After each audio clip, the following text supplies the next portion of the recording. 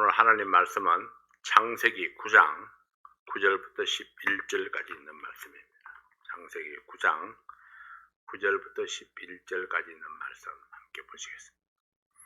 내가 내 언약을 너희와 너희 후손과 너희와 함께한 모든 생물 곧 너희와 함께한 새와 육축과 땅의 모든 생물에게 세우리니 방주에서 나온 모든 것 곧 땅의 모든 짐승에게니라.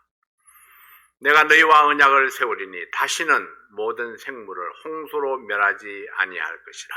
땅을 침몰할 홍수가 다시 있지 아니하리라. 아멘. 아버지 하나님, 오늘도 이 말씀을 통해서 우리의 믿음을 새롭게 하시고 또 우리의 잘못된 본을 경계하고 좋은 본을 쫓아가는 그런 믿음의 승리를 이룰 수 있도록 도와주시옵소서.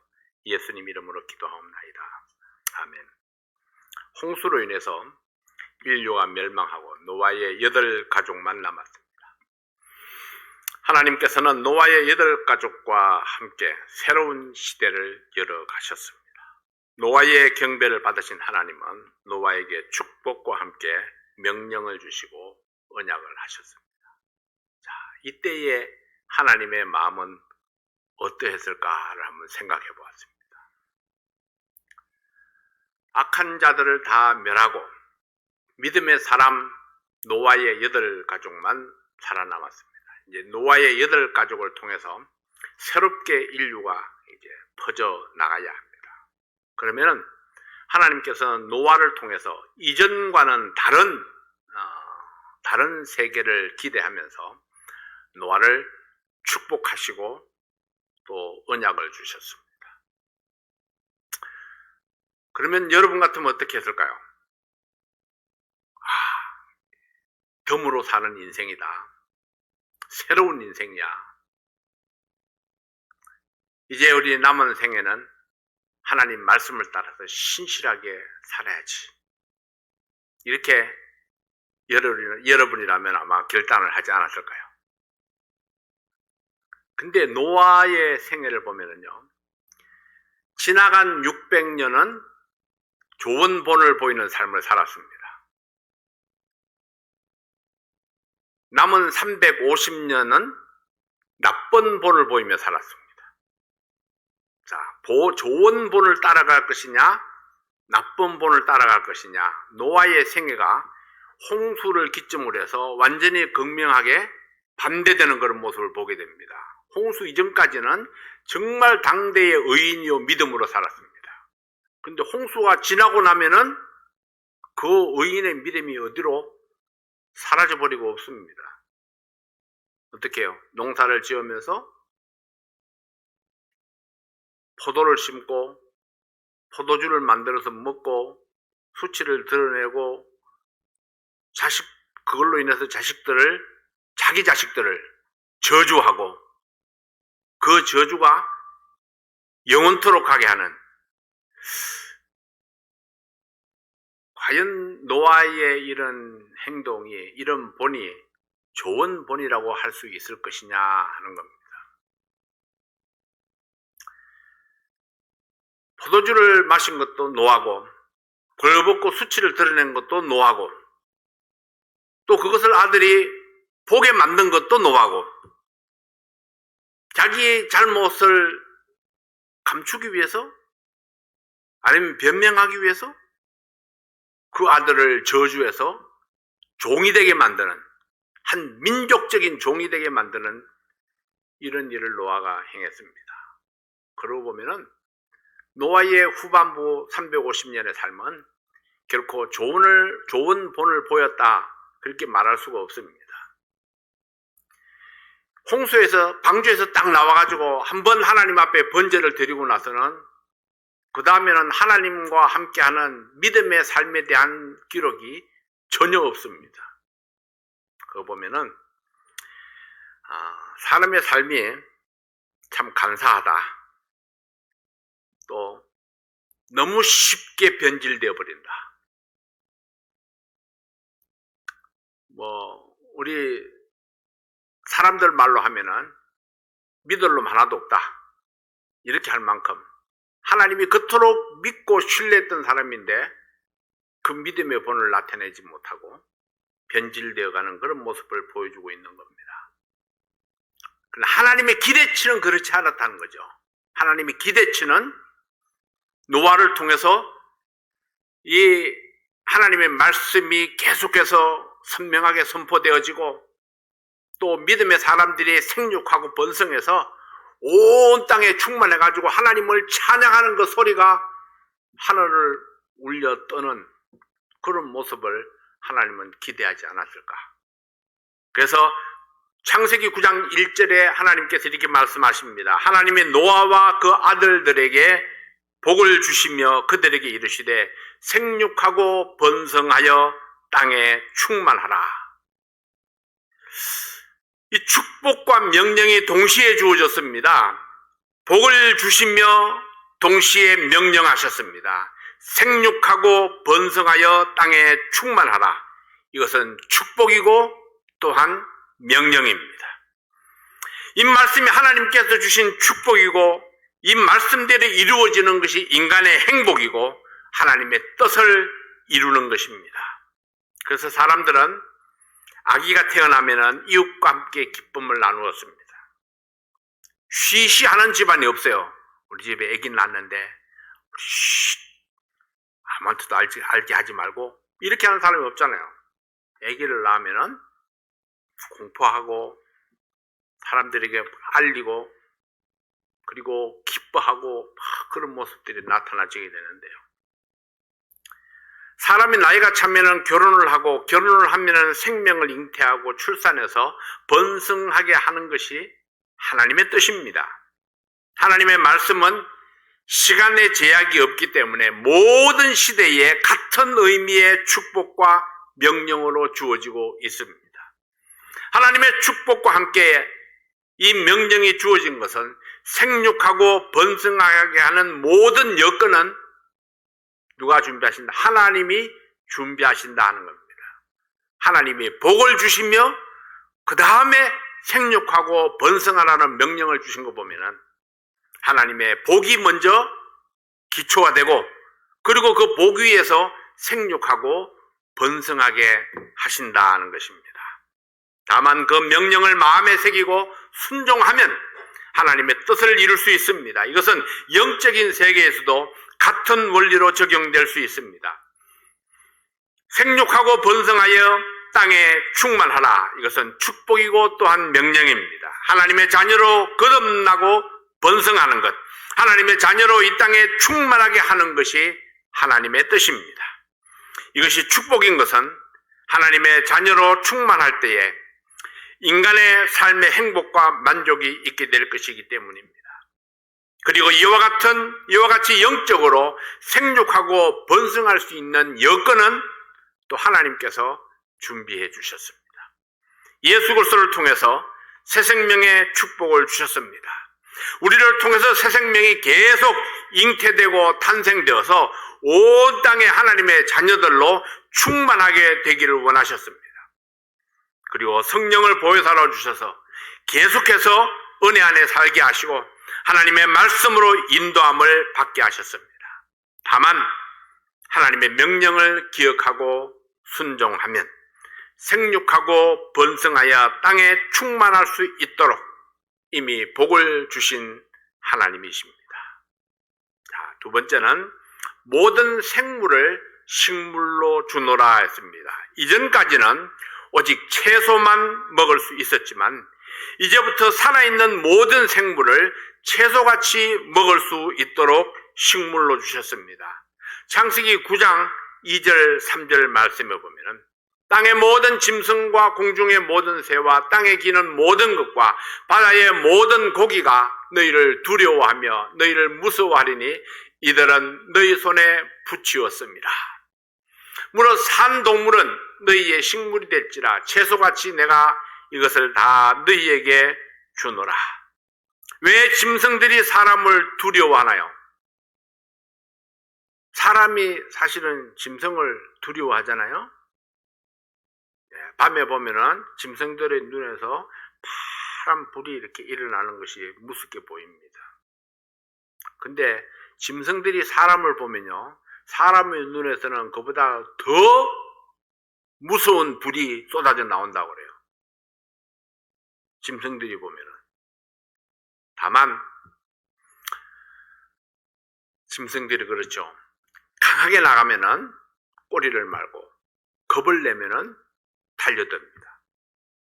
사람이 겁을 내면은 짐승들이 힘을 내죠.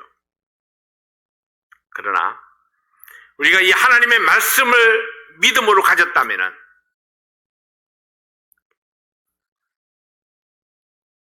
모든 짐승들이 사람을 두려워하도록 하나님께서 만들어 놓으셨습니다. 그래서 사람은 당당해야 합니다. 모든 짐승들 앞에 당당해야 됩니다. 그러면은 그 짐승이 감히 사람을 해치지 못한다 하는 거죠. 하나님이 그들의 생사 여탈권을, 이 모든 짐승들의 생사 여탈권을 사람에게 맡기셨습니다. 하나님께서 땅의 모든 짐승들, 공중의 모든 새들, 땅에 기는 모든 생명체들, 바다의 모든 고기가 사람을 두려워하도록 했습니다. 살아있는 모든 것들을 음식으로 만들어 먹을 수 있도록 사람에게 주셨습니다. 다만 죽은 것을 제외하고 살아있는 모든 동물을 요리해서 먹을 수 있게 하셨던 것입니다. 고기를 먹을 수 있는 것도 하나님이 주신 축복 속에 포함되어져 있습니다.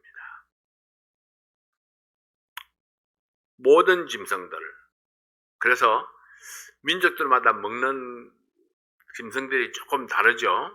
우리나라에서 먹지 아니하는 것을 다른 나라에서 먹는 것들이 있고, 다른 나라에서 먹지 않는 것들을 우리나라에서 또 먹는 것들도 있습니다. 이것은 하나님께서 모든 사람들에게 모든 동물들을 다 먹을 수 있도록 허락해 주셨다는 것입니다. 다만 사람이 어떤 것들은 먹고 어떤 것들은 안 먹고 어떤 것들은 부정하게 여기고 어떤 것들은 좋게 여겨서, 그래서 사람들이 골라서 먹게 되는 거죠. 자, 세 번째로는 제한을 두신 것도 축복입니다. 제한을 두셨다 하는 것은 어떤 것들은 하나님께서 노 하셨다는 거죠. 제한을 두신 것이 축복이라는 것은 그 제한이 사람을 위한 것이기 때문입니다. 무엇을 먹을 수 있는지 또 무엇을 먹으면 안 되는지 사람을 위해서 검령을 선포하셨습니다. 창세기 9장 4절부터 6절까지 있는 말씀을 봅니다.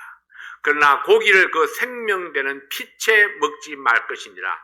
내가 반드시 너희 피 곧 너희 생명의 피를 찾으리니 짐승이면 그 짐승에게서 사람이나 사람의 형제면은 그에게서 그의 생명을 찾으리라. 무릇 사람의 피를 흘리면은 사람이 그 피를 흘릴 것이니 이는 하나님이 자기 형상대로 사람을 지었음이니라. 에덴 동산에서는 선악과가 검령이었습니다. 다른 것은 다 먹을 수 있지만은, 동산에 있는 모든 것들을 다 먹을 수 있지만은 오직 선악을 알게 하는 나무의 실과는 먹지 말라. 그것을 먹는 날에는 정령 죽으리라. 에덴 동산에서 하나의 검령을 주셨습니다. 경고하셨습니다. 홍수 심판 이후에 새롭게 세팅하시면서 노아에게 주신 검령이 무엇입니까? 피를 먹지 말라 하는 것이었습니다. 고기를 먹을 때에 피를 같이 먹지 말라. 피는 물같이 쏟아버리고 피를 먹지 말라 하셨습니다. 에덴 동산에서 선악과를 금지하신 것처럼 노아 이후에 모든 사람들에게는 고기를 먹을 때에 피를 함께 먹지 못하게 했습니다. 먹을 식물을 언급하시면서 이와 같이 검령을 주신 것은 반드시 지키도록 명령으로 주신 것입니다. 명령으로 주신 것은 해도 되고 안 해도 되는 것이 아닙니다. 명령은 반드시 복종해야만 합니다. 절대 복종해야 할 명령에는 하나님이 반드시 지켜야 할 법으로 주신 것입니다. 고기에 대해서는 피와 함께 먹지 말라 하셨지만은 사람에 대해서는 피를 흘리지 말라고 말씀하셨습니다. 하나님께서 이와 같이 피를 특별하게 취급한 것은 피는 곧 생명이기 때문입니다. 9장 4절 말씀에 그러나 고기를 그 생명되는 피채 먹지 말 것이니라. 생명되는 피 이렇게 말씀을 했죠. 생명과 피를 동일시하는 표현입니다. 생명의 주체 되시는 하나님의 주권을 침해하지 말라고 말씀하십니다. 먹지 말 것이니라 이 말씀은 영원히 먹지 말라는 의미로 쓰여졌습니다. 노아 시대뿐 아니라 전 세대, 전 인류가 지켜야 할 명령입니다. 모세의 율법에도 이 피를 금지하는 법령이 있습니다. 신명기 12장 23절부터 있는 말씀에 보면은 오직 크게 삼가서 그 피는 먹지 말라. 피는 그 생명인즉 내가 그 생명을 고기와 함께 아울러 먹지 못하리니 너는 그것을 먹지 말고 물같이 땅에 쏟으라. 너는 피를 먹지 말라. 내가 이같이 여호와께서 의롭게 여기시는 일을 행하면 너와 내 후손이 복을 누리리라.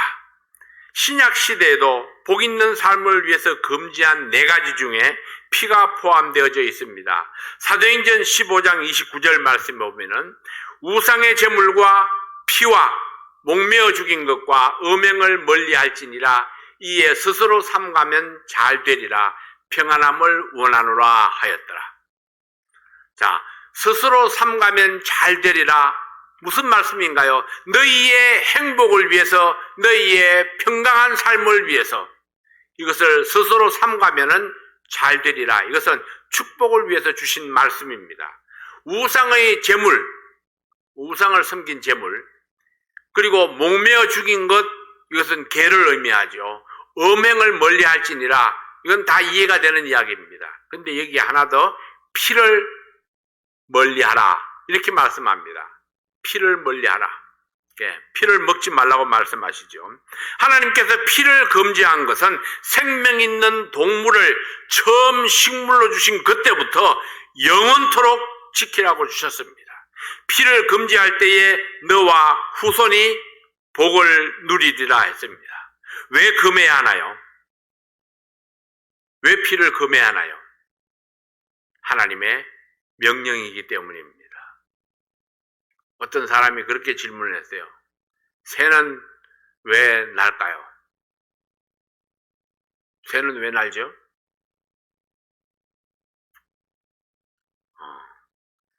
어떤 사람은 날개가 있기 때문에, 닭도 날개가 있는데요. 하나님 말씀에 보면은 공중의 새와 이렇게 말씀합니다. 새는 공중에서 살도록 만들어져 있어요.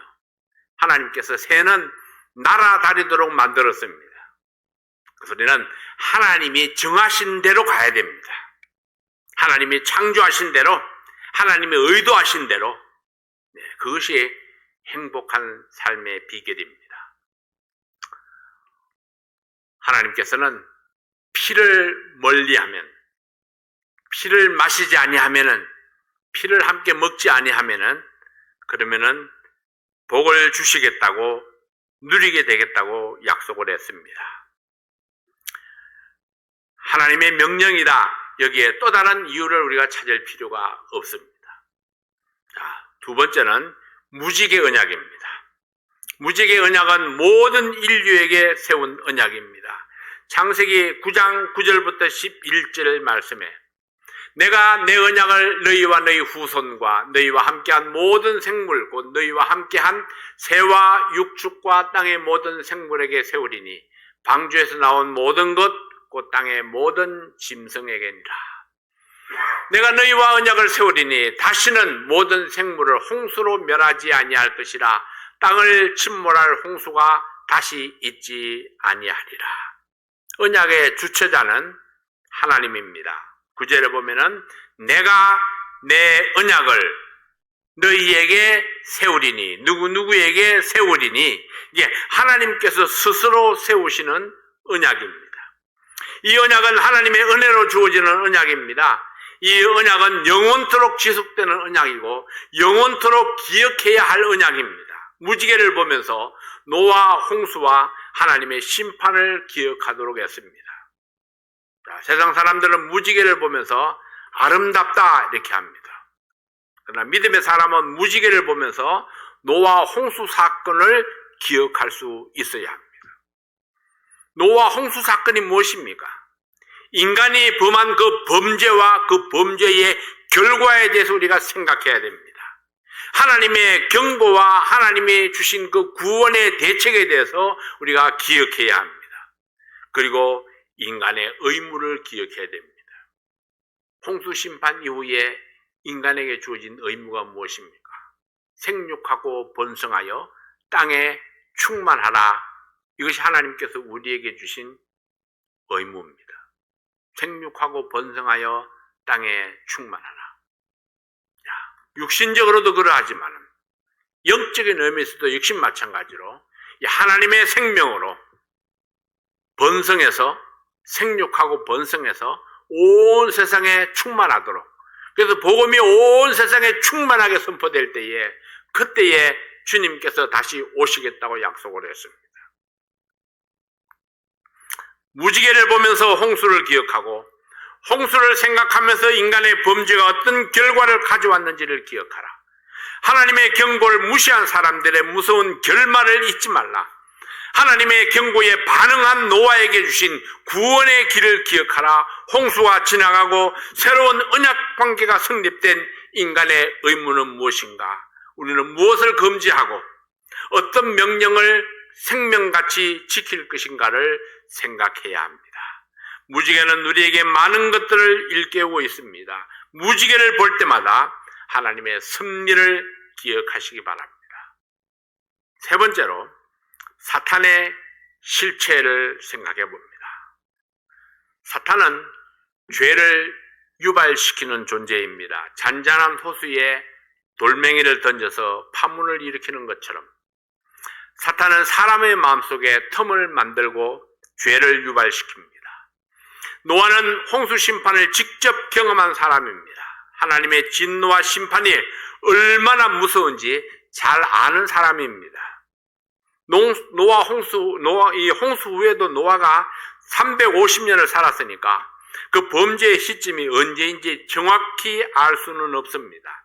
그러나 분명한 것은 그가 포도주를 먹고 취해서 부끄러움을 드러냈다는 것입니다. 부끄러운 행위를 한 사람은 자신이었지만 노아는 아들의 실수만 부각시켰습니다. 자신의 잘못에 대해서는 싹 덮어버리고 그리고 아들의 실수에 대해서만 부각을 시킵니다. 물론 아비의 실수를 덮어주지 못한 죄가 함에게 있습니다. 그러나 그에게 원인 제공을 한 자신을 더 부끄러워했어야 함에도 불구하고 노아는 그렇게 하지를 못했습니다. 이것은 범죄한 인간의 한 단면을 보여줍니다. 내가 범한 죄는 작게 여기고 다른 사람의 죄는 부풀려서 정죄하려고 하는 것이 연약한 인간의 모습입니다. 사탄이 이렇게 만드는 거죠. 사탄이 사람들의 마음속에 내 죄는 작게 보이게 하고 다른 사람의 죄는 크게 부각되게 보이게 합니다. 그리고 나는 용서하고 다른 사람은 절대 용서하지 못하도록 그렇게 만드는 것입니다. 그것이 마치 정의처럼, 그것이 당연한 것처럼 그렇게 생각하게 하죠. 두 번째로 사탄을 이기는 비결은 덮어주는 사랑입니다. 함은 아비의 수치를 다른 형제들에게 이야기했습니다. 그 이야기를 들은 셈과 야벳은 아비의 수치를 덮어주었습니다.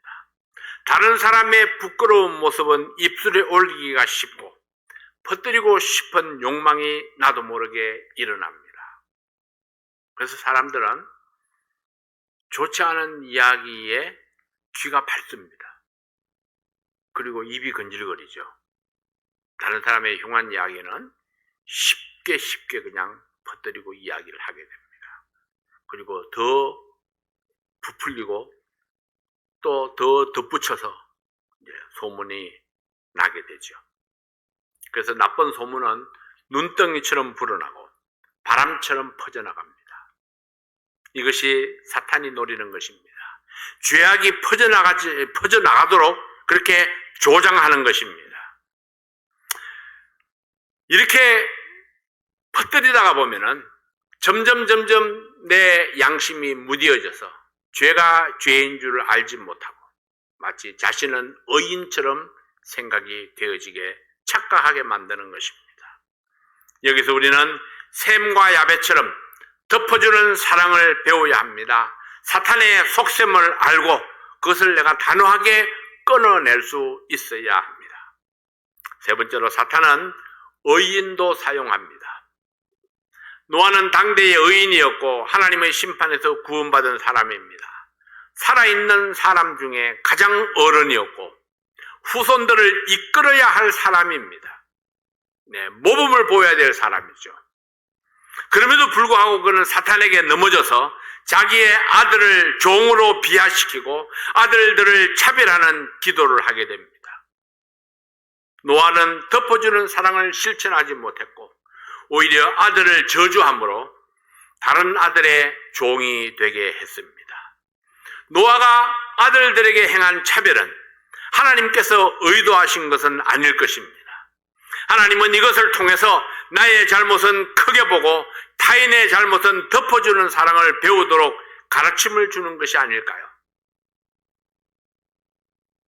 하나님께서는 노아의 생애를 통해서 노아의 아름다운 믿음의 삶을 보여주시고 노아의 추한 삶을 보여주므로 한 사람의 생애 속에 일어나는 이런 극과 극의 차이가 일어나는 이런 모습을 보여주면서 우리에게 경계를 삼고자 했습니다. 하나님께 당세의 의인이라고 인정받았던 노아였고 하나님의 심판을 직접 목격한 노아였습니다. 그럼에도 불구하고 사탄에게 넘어졌다면 우리는 더욱더 조심해서 사탄을 경계해야 할 것입니다. 하나님의 말씀을 마음에 새기고 온 마음을 다해서 주님을 주인으로 섬기는 삶을 살아야 할 것입니다. 오늘도 변함없이 하나님 앞에 인정받는 믿음의 용사들이 되시기를 바랍니다. 이제 후에 보게 되겠지만은 하나님께서 무지개를 통해서 다시는 물로 심판하지 않겠다고 그렇게 언약을 세웠지만 여전히 사람들은 그것을 믿지 못합니다. 그래서 자구책을 구하게 되죠. 여러분, 우리가 구하는 자구책이 하나님 앞에 어떤 의미가 있을 것인가를 우리가 생각해야 됩니다. 열심히 노력하는 거 좋습니다. 그렇지만은 하나님이 나를 벌하신다면 내가 무엇을 해가지고 하나님의 심판에서 벗어날 수 있을까요? 내가 뭔가를 해서 하나님의 손에서 벗어날 수 있는 방법은 전혀 없습니다. 하나님 앞에 내가 무릎을 꿇지 아니하고는 하나님의 말씀 앞에 내가 복종하지 아니하고는 하나님의 손에서 벗어날 수 없습니다. 오직 하나님 말씀 앞에 순복하고 하나님의 품에 안길 때에 그때 하나님께서 주시는 진정한 축복과 평강을 우리가 누릴 수 있을 것입니다. 기도하겠습니다. 아버지 하나님, 오늘도 변함없이 하나님 앞에 인정받는 믿음의 용사들이 되기 위해서 우리가 더욱더 하나님 앞에 기도하고 도우심을 구하며 하나님의 말씀을 기억하는 저희들 되게 도와주시옵소서. 기억할 뿐만 아니라 그 말씀을 실천함으로 하나님의 뜻이 우리의 삶 속에 이루어질 수 있도록 도와주시옵소서. 아버지 하나님, 노아의 생애를 통해서 우리가 방심하면은 사탄에게 먹히게 되고 사탄에게 이 쓰임받게 된다는 사실을 알게 됩니다. 아버지 하나님, 우리가 마음을 다해서 하나님 말씀 앞에 순종하고 하나님을 경배함으로 우리 하나님 앞에 쓰임받는 믿음의 용사가 될 수 있도록 축복해 주시옵소서. 오늘도 우리에게 주신 귀한 시간들 감사합니다. 함께 예배드린 모든 성도들에게 하나님께서 주시는 참 평강과 축복이 있게 도와주시옵소서. 예수님 이름으로 기도하옵나이다. 아멘.